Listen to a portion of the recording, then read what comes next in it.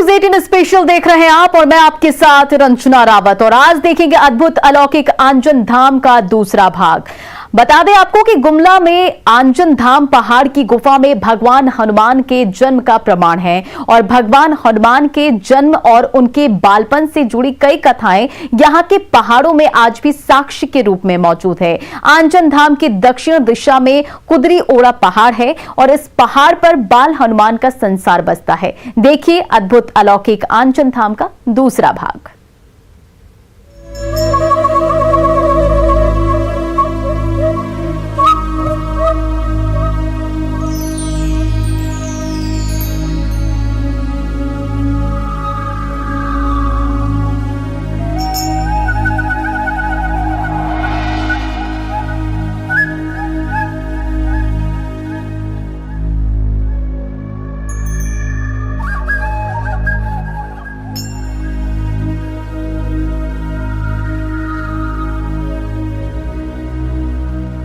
गुमला के आंजन पहाड़ की गर्भ गुफाएं भगवान हनुमान के जन्म स्थल का प्रमाण है। भगवान हनुमान का बचपन इन्हीं पहाड़ों पर बीता।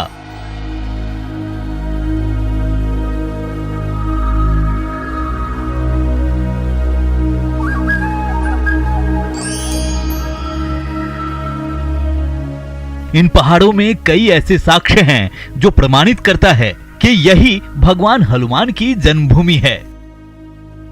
आंजन पहाड़ के दक्षिणी हिस्से में कुदरी ओड़ा की पहाड़ियां हैं। कुदरी ओड़ा की पहाड़ी महाबली हनुमान की जन्मस्थली वाली गुफा के ठीक सामने है।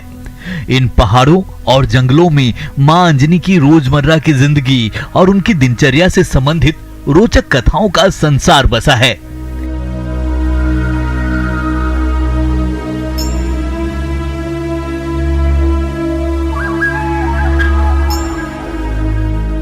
मान्यता है कि हर दिन आंजन धाम की पहाड़ियों से निकलकर मां अंजनी स्नान के लिए कुदरी ओड़ा की पहाड़ियों में बने तालाबों और झीलों में जाया करती थीं।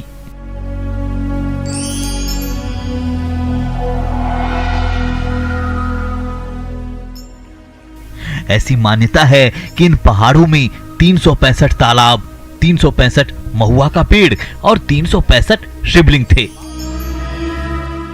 हर दिन मां अंजनी अलग अलग महुआ के पेड़ का दातून इस्तेमाल करती, तालाब में स्नान करती और फिर शिवलिंग पर जलाभिषेक करती।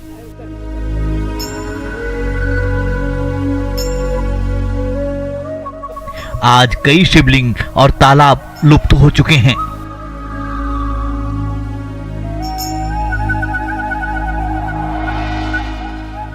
हालांकि आज भी 45 तालाब, 45 महुआ का पेड़ और 45 शिवलिंग का साक्ष्य मौजूद है। हनुमान जी की जन्मस्थली यानी आंजन धाम गुफा जो है, जहां हनुमान जी का जन्म हुआ था, इस गुफा के द्वार पर पहुंचने के बाद आपको जो एक नजारा दिखता है, बिल्कुल विहंगम दृश्य है। ये पहाड़ और घाटियों से भरा है और यहाँ पर मुख्य तौर पर 3 गुफाएं हैं। एक तो जहां आंजन धाम गुफा जहां हनुमान जी का जन्म हुआ, दूसरी एक गुफा है कुंदरी ओड़ा, जिसके बारे में एक मान्यता है कि यहां से हर दिन मां अंजनी उसी गुफा के सामने जो झील बहती है वहां स्नान करने के लिए हर दिन जाया करती थी। और जब मां वहां स्नान करने के लिए जाया करती थी तब तक हनुमान जी इन्हीं पहाड़ों में जो आप देख रहे हैं यहाँ पर उछल कूद करते थे। उनका नटखट जो कहते हैं पन है, इसी पहाड़ों में कैद है। तो बाबा आप यहाँ पर जो है गुफा है, गुफा में क्या जो माता अंजनी है हर दिन जाती थी? हाँ, हर दिन जाती थी। हाँ बोलिए बोलिए। हाँ, गुफा में अंजनी माता हर दिन नहाने के लिए वहीं पर जाती थी। वहाँ नदी में है गुफा, उसको बोलते हैं कुंदरी ओड़ा। वहाँ आदमी सबको घुसने के लिए थोड़ा नहीं बनता है, इसलिए वहाँ बराबर आदमी नहीं जाने सकते हैं। वहीं पर में पहले सतयुग में बोलते हैं कि 7 खटिया का रस्सी को कुआं में डालने से नहीं पहुंचा नहीं सकेगी, ऐसा वहाँ कुआं है। उसको हम जाकर देखे, वहाँ मट्टी जाकर डाल दिया, वहाँ भी गुप्त हो गया। वो कुआं भी अभी नहीं मिलेगा।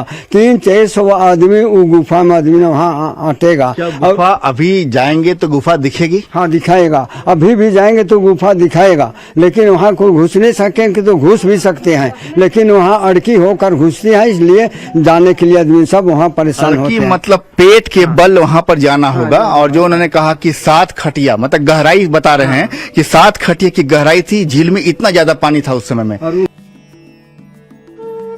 आंजन धाम में अंजनी सुत हनुमान के बालपन का रहस्य छिपा है। यहीं पर भगवान खेला कूदा करते थे। इन्हीं पहाड़ियों पर बाल हनुमान का बचपन बीता। आज बड़े श्रद्धा भाव से लोग यहाँ मां अंजनी और भगवान हनुमान के दर्शन के लिए पहुँचते हैं।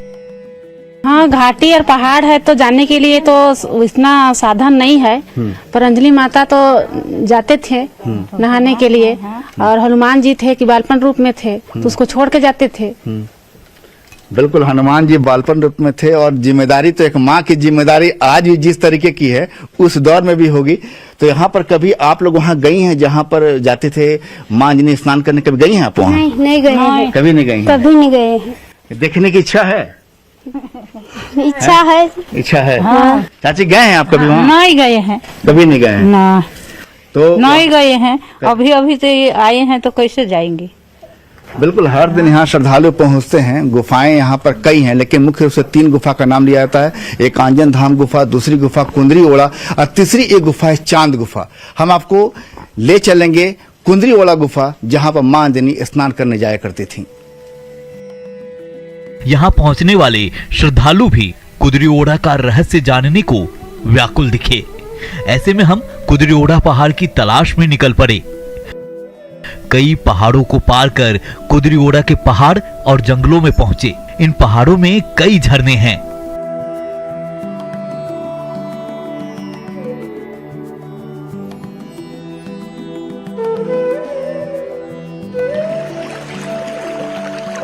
जिसका पानी आज भी शीतल और स्वच्छ है।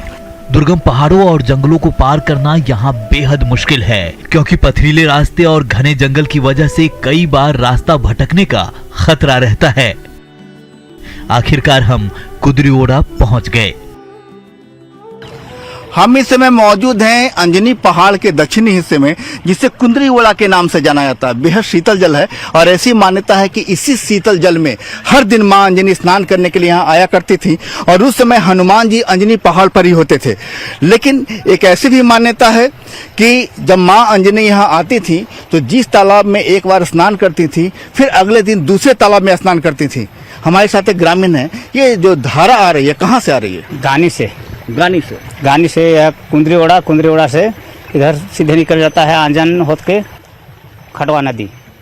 बिल्कुल, यहाँ के स्थानीय लोगों की धारा के प्रति काफी आस्था है और ऐसी मान्यता है कि इस तरह 365 धाराएं, जिन्हें आप तालाब भी कह सकते हैं, वर्तमान में 365 महुआ के पेड़ और 365 शिवलिंग हुआ करते थे, जिनकी वर्तमान में संख्या घटकर 45 रह गई है। इतिहास साक्षी है, लोग देख भी रहे हैं और हनुमान जी को साक्षात उनके एहसास को महसूस भी कर रहे हैं।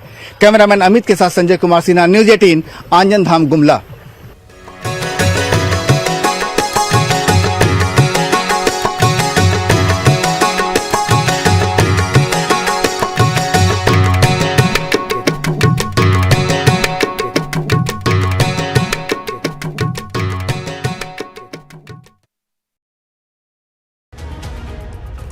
समाज सुधार अभियान के तहत सीएम नीतीश कुमार औरंगाबाद पहुंचे।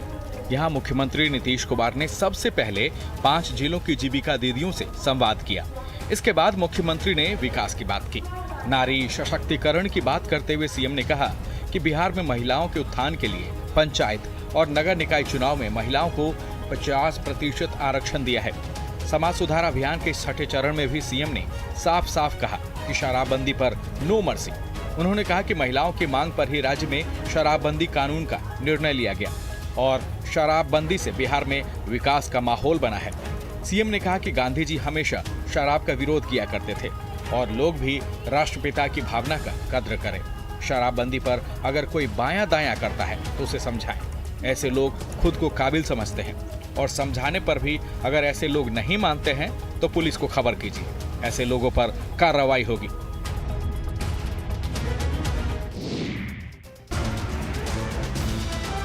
प्रखंड प्रमुख का चुनाव, फिर जीत और जमकर फायरिंग। डीजे पर जिया हो बिहार के लाला और डीजे की हर धुन पर बिहार का लाला 1 नहीं 2 नहीं कुल 5 राउंड फायरिंग करता है।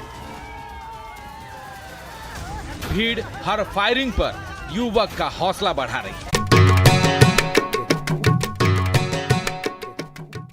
चांद पर लगे दाग से जुड़ी भी कई पौराणिक मान्यताएं हैं और एक मान्यता है कि आंजन धाम से भी जुड़ी हुई है, जिसका प्रत्यक्ष प्रमाण आंजन धाम से दूर एक दूसरे पहाड़ पर देखा जा सकता है। चांद की तरह दिखने वाला ये पहाड़ आज भी श्राप भोग रहा है। आखिर क्या है श्राप की कहानी, देखिए अद्भुत अलौकिक आंजन धाम।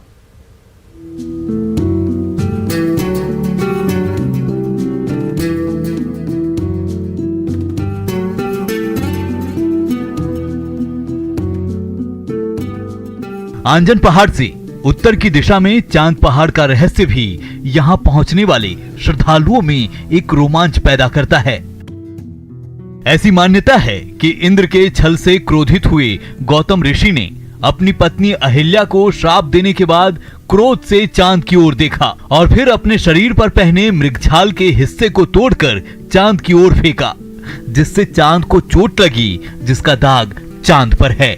चांद से टकराने के बाद मृगछाल का टुकड़ा इसी पहाड़ पर गिरा, जिससे इस पहाड़ की शक्ल कुछ चांद की तरह हो गई। लेकिन यह पहाड़ दूसरे पहाड़ों और जंगलों से इतना घिरा है कि इसका बाहरी दृश्य शायद ही किसी ने देखा हो। जाने का मन तो करता है, लेकिन बहुत दुर्लभ है, जाने नहीं सक रहे हैं, बहुत ऊंचा में है। ऊंचा में है। हाँ, बहुत रास्ता भी सुनते हैं, रास्ता भी पथरीला है। हाँ, हिम्मत नहीं है। हिम्मत नहीं है जाने की। नहीं सर, क्योंकि काफी रास्ता जो है दुर्गम रास्ता है और जंगल घनघोर जंगल से गुजरना पड़ता है। रास्ता बिल्कुल पथरीला है और परिवार लेके ऐसे में यहीं से बस प्रणाम कर रहे हैं, हिम्मत तो नहीं जुटा पा रहे हैं सर। चांद पहाड़ तक पहुंचना किसी श्रद्धालु के लिए बेहद मुश्किल है।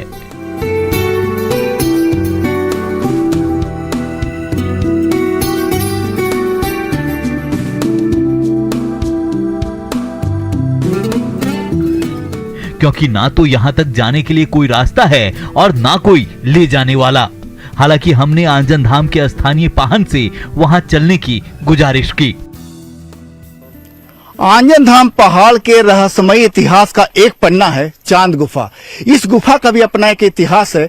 ऐसा माना जाता है कि गौतम ऋषि ने जब श्राप दिया अपनी पत्नी अहिल्या को, उस समय चांद ने गलत समय बताया था गौतम ऋषि को, और भगवान जो इंद्र हैं उन्होंने अहिल्या के कमरे में प्रवेश किया था, जिसके बाद गौतम ऋषि ने मृगछाल जो उन्होंने पहन रखे थे उसी का एक हिस्सा तोड़कर चांद को मारा था।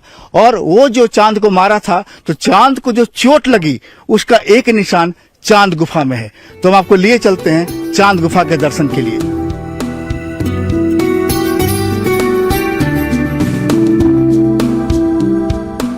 पहाड़ों पर बीहड़ जंगल के बीच न जाने कितने घुमावदार रास्तों को पार करते हुए हम काफी मशक्कत के बाद चांद गुफा के पास पहुंचे।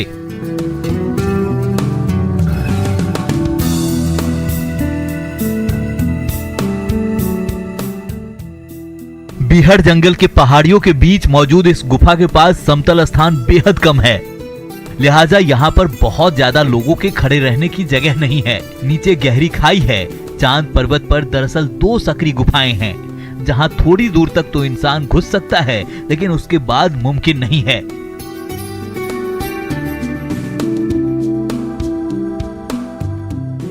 बदलते समय के साथ इन गुफाओं में मिट्टी का भराव शुरू हो गया है, जिस वजह से यह सकरी होती गई। पाहन बताते हैं कि श्रापित होने के कारण इस गुफा के पास कोई पूजा करने नहीं आता।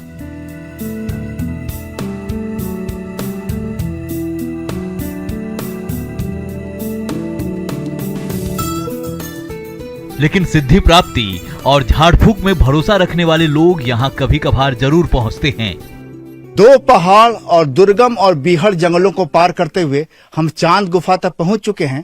ये गुफा बाहर में देखने से बिल्कुल चांद की तरह दिखती है, लेकिन चूंकि चारों तरफ बीहड़ जंगल और पहाड़ हैं, हम आपको दूर से तो नहीं दिखा सकते हैं। लेकिन आपको जिस तरीके से गुफा के हम करीब पहुंचे हैं, आपको यहाँ का नज़ारा बिल्कुल, यहाँ पर बहुत ज़्यादा लोगों के खड़े होने की जगह नहीं है।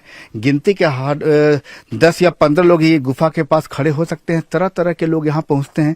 कुछ लोग यहाँ पर वास्तव में पूजा करने के लिए पहुँचते हैं, तो कई ऐसे लोग हैं जो सिद्धि के लिए यहाँ पहुँचते हैं। आप देख रहे हैं कि यहाँ बाकायदा भोलेनाथ का एक त्रिशूल भी गड़ा हुआ है। और जैसा कि मैंने आपको बताया कि चूंकि ये गुफा भी एक शापित गुफा है और ये गौतम ऋषि की ओर जो श्राप दिया गया था चांद को गलत समय बताने के लिए कि सुबह हो गई है, और गौतम ऋषि झील की ओर चल पड़े थे, लेकिन जब लौटा तो अपनी गुफा से इंद्र को बाहर निकलते देखा, जिसके बाद मृग छाल से जो एक टुकड़ा तोड़ा था और चांद की ओर फेंका था, वो टुकड़ा चांद में लगने के बाद माना जाता है किसी पहाड़ को लगा था, जिसके कारण इसका नाम चांद गुफा पड़ा। यहाँ पर 2 गुफा भी है, काफी गहरी गुफा है, लेकिन माना जाता है कि समय के साथ इसमें मिट्टी भरती गई और मिट्टी भरने की वजह से हालांकि गुफा काफी संकरी हो गई है, लेकिन ये गुफा कहाँ जाकर खुलती है, कहाँ मिलती है, कोई नहीं जानता। कुछ लोग घुसने का प्रयास भी करते हैं तो बहुत ज्यादा दूर तक तो नहीं जा पाते, 10 या 15 फीट की गहराई तक ही लोग जा पाते हैं।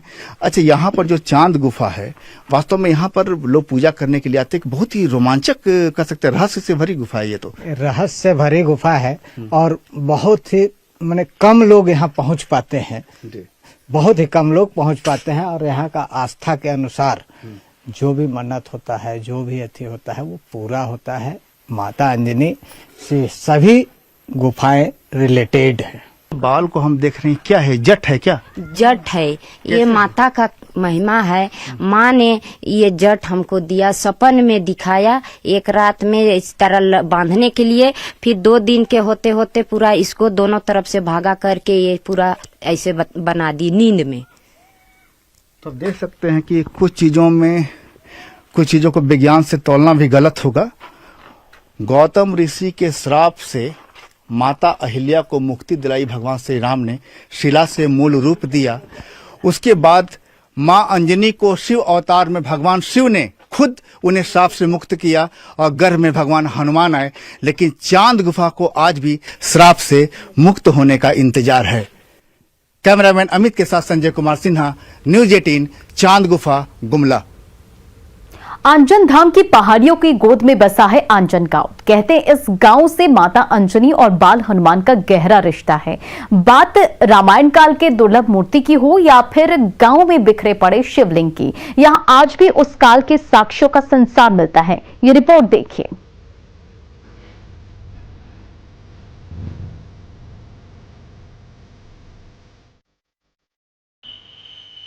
आंजन धाम की पहाड़ियों के बीच में आंजन गांव बसा है, यानी बाल हनुमान की यादों और कथाओं का महासागर।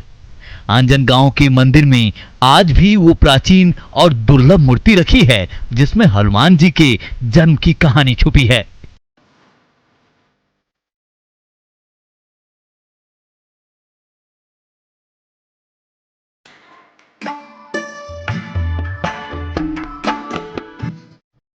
हालांकि इस दुर्लभ मूर्ति को हमेशा कपड़े से ढक कर रखा जाता है।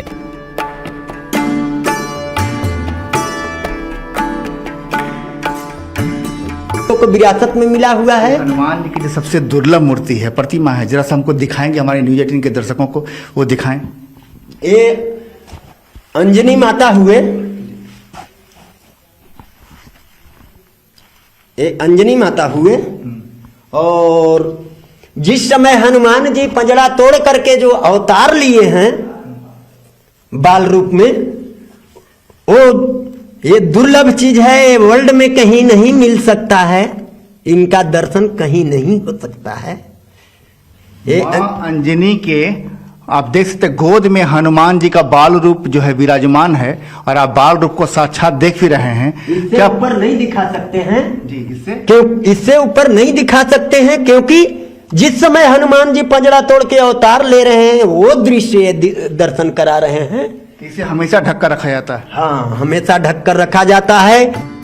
आंजन मंदिर के ठीक पास में वो मंदिर है जहां मां अंजनी ने भगवान चक्रधारी महाराज की घोर तपस्या की थी, जिसके बाद उन्हें शिवांश यानी शिवावतार हनुमान को जन्म देने का वरदान मिला था।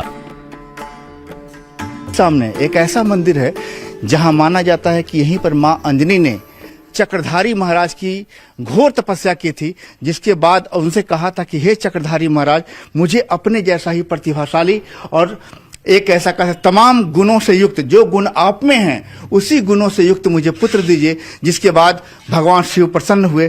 पंडित जी, इसकी महत्ता क्या, जरा बताएं इनके बारे में। भस्मा को वरदान दे करके अब जान बचा के शंकर जी भाग के लुकाए थे, तो विष्णु भगवान को मोहिनी रूप बना करके भस्मा को भस्म करना पड़ा था। जब भस्म होता है तो विष्णु भगवान बोले कि आप ऐसा अड़भंगी हैं महाराज की अपने वरदान दे करके और अपने जान बचा के भागल चल रहे हैं, चलिए बाहर आइए। भस्म हुआ। जब शंकर जी बाहर निकले थे तो मोहिनी रूप पर जब नजर पड़ा था तो उनका बीज स्खलन कर गया था। वो बीज को एक पुटक दोना, पुटक माने पत्ता होता है, पत्ता का दोना में रखा गया था, जो पूरे त्राही त्राही मच गया। तो बड़े बड़े ज्योतिष ऋषि मुनि को बुलाया गया, उन लोगों ने अपना वो दिखाया गया। तो उसमें यही प्रमाण आया कि इस बीज को अगर समुद्र में डाल दिया जाएगा तो समुद्र सूख जाएगा, पृथ्वी में डाल दिया जाएगा तो पृथ्वी जल जाएगी, और किसी नारी में कोई ताकत नहीं है जो इस बीज का भार को थमन कर सके। एक ही नारी है जो गौतम ऋषि की पुत्री अंजना उग्र तपस्या आशुतोष शिव का कर रही है, वही इस बीज को भार को थमन कर पाएगी। तो ब्रह्मा विष्णु महेश तीनों स्वयं यहाँ आए हैं और इसी स्थान में अंजनी माता को गुरुमुख किया गया था कान द्वारा, बांस के ठोंगी द्वारा।